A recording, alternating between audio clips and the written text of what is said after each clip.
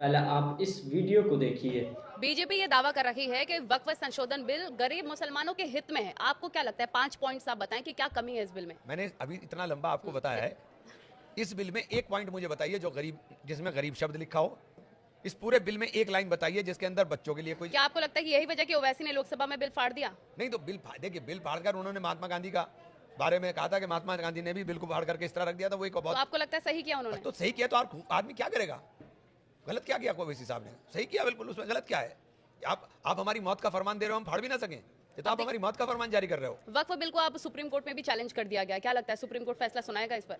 देखिए, supreme court custodian है संविधान के, और यहाँ संविधान को रौंदा गया है। बात मुसलमान की नहीं है, बात वक्फ की नहीं है। यहाँ राइट टू इक्वलिटी को खत्म किया गया है। आपने बार बार शोर मचा दिया, ट्राइबल ट्राइबल ट्राइबल। बताइए कौन आदिवासी बेचारा हमारी जमीन दे रहा था और हम ले रहे थे? लेकिन ट्राइबल का जिक्र आपने मचाया इसलिए कि आप लक्षद्वीप की जमीन हड़पना चाहते हैं। लक्षद्वीप के अंदर ट्राइबल मुस्लिम रहते हैं, आपने उनको उनके अधिकार से वंचित कर दिया। वक्फ जो है, हम बार बार जो कहते हैं कि भाई आप वक्फ को समझ तो लीजिए कि वक्फ है क्या।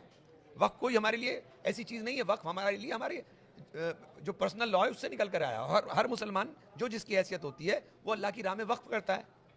आपने उनको वक्फ करने से रोक दिया तो आपने धार्मिक स्वतंत्रता भी छीन ली हमारी। आपने हमारी संस्थाओं के अंदर सबको रखना है, लेकिन दूसरी संस्थाओं के लिए क्या करेंगे आप? नीतीश कुमार ने वक्फ बिल का विरोध नहीं किया, अगर करते तो क्या लगता है आपको बिल पास नहीं होता? देखिए, नीतीश जी और चंद्रबाबू नायडू साहब, इनको देश माफ नहीं करेगा। इन्होंने बहुत छल कर करके हमारे वोटों को हासिल किया है, और जितने लोग छल कर करके वोट हासिल करने वाले लोग हैं उनको माफ नहीं करेंगे लोग, क्योंकि ये इससे बड़ा हमला नहीं हो सकता हम पर। इससे बड़ा हमला नहीं हो सकता, ये तो सबसे बड़ा हमला है। जयंत चौधरी को लेकर भी लोग कह रहे हैं कि उनको विरोध करना चाहिए था बिल का। निश्चित रूप से करना चाहिए था। चौधरी चरण सिंह की आदर्शों को और चौधरी चरण सिंह की परिपाटी को आगे बढ़ाना चाहिए था। अभी आ रहा है नंबर आर्य समाज का भी, तब क्या करेंगे? आर्य समाज के ऊपर भी नजरें लगी हुई हैं। अखिलेश यादव का कहना है कि बीजेपी 80-20 का नारा जो चलाने की कोशिश कर रही है वो नहीं चलने वाला है। इस पर आपका क्या कहना है? 24 सांसद मुसलमान पार्लियामेंट में हैं, सिर्फ 24, और 232 ने विरोध में वोट किया है। 232 ने विरोध में वोट डाला है, सिर्फ 24 सांसद हैं। तो देश का मूड क्या है, देश का मिजाज क्या है, ये जानने के लिए राहुल जी का भी भाषण देख लीजिए। राहुल जी का पार्लियामेंट में तो इस पर क्योंकि और हम लोगों ने लीड लिया था, उसमें राहुल जी का जो भाषण है वो देख लीजिए।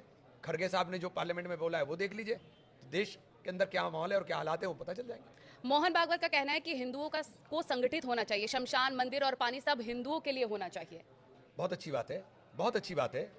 तो फिर मंदिर के अंदर भी इनको रखने का काम करें ना, ट्रस्ट के अंदर भी दलितों को रखने का काम करें ना, संघ प्रमुख भी दलित को बनाने का काम करें, आदिवासी को बनाने का काम करें, बैकवर्ड को बनाने का काम करें, या ये सिर्फ आपके आगे काम करने के लिए काम करेंगे?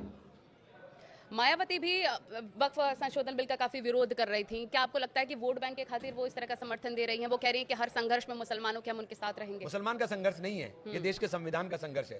ये मुसलमान का संघर्ष है ही नहीं। सीएम योगी आदित्यनाथ कह रहे हैं इस बिल को लेकर कि इस बिल के आने के बाद कोई डकैती, कोई लूटपाट जैसी घटना नहीं होगी। अब तो आप 10 साल से क्या कर रहे थे? अगर वहां ये डकैती कर रहा था और लूट कर रहा था वक्फ बोर्ड, तो आप क्या कर रहे थे? वक्फ बोर्ड के इंचार्ज तो आप ही थे। ये तो सवाल आप अपने ऊपर ही खड़ा कर रहे हैं। मुझे कांग्रेस इस बिल के खिलाफ है, क्या लगता है कि वोट बैंक के नाते इसके खिलाफत आप लोग कर रहे हैं?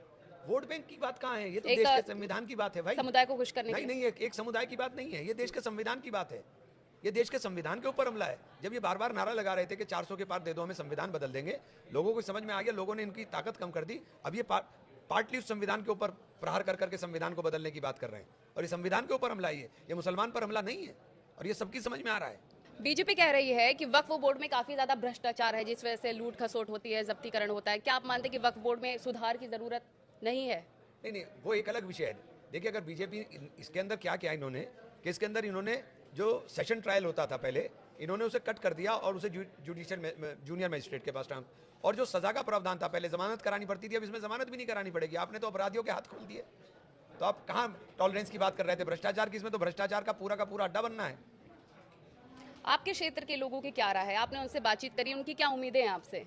देखिए, मेरे क्षेत्र के लोग तो मुझे ना, क्योंकि मैं उनके लिए 24 घंटे उपलब्ध होने वाला व्यक्ति हूँ, तो उनकी तो जो सब तर्जुमानी मैं कर सकता हूँ वो कर ही रहा हूँ, सबको पता है अच्छी तरह से।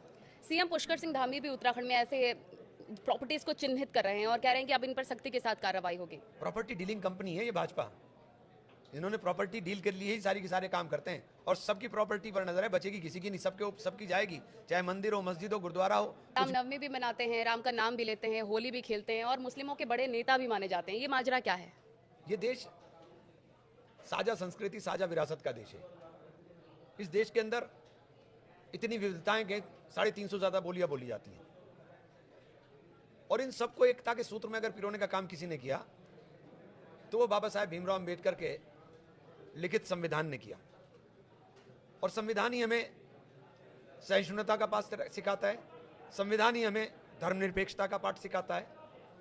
तो देश के अंदर रहने वाले सभी लोगों के साथ अगर हम लोग एक दूसरे के साथ मिलकर एक दूसरे की आस्थाओं का सम्मान करेंगे, एक दूसरे के त्यौहार को मिल करके मनाने का काम करेंगे तो देश खूबसूरत लगेगा।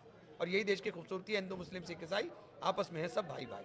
एक सवाल आपसे ये भी है कि नीतीश कुमार ने इस बिल का समर्थन किया जिसकी वजह से जेडीयू के कई नेताओं ने इस्तीफा भी दे दिया है। क्या लगता है आने वाले चुनावों में इसका नुकसान, इसका खामियाजा नीतीश को भुगतना पड़ेगा? देखिए, लोगों की समझ में आ रहा है, ये लोगों की समझ में आ रहा है कि एक विचारधारा के लोग इस देश के अंदर समस्त विचारधाराओं को रौंदना चाहते हैं और चाहे वो किसी भी मत की हो, वो सबको रौंदना चाहते हैं। बार बार आप चिल्ला चिल्ला करके पसमंदा चिल्ला रहे हैं कि मुसलमान के पसमंदा के लिए हमने कर दिया। आप हमारे हिंदू पसमंदा के लिए क्या कर रहे हो? उनको क्यों नहीं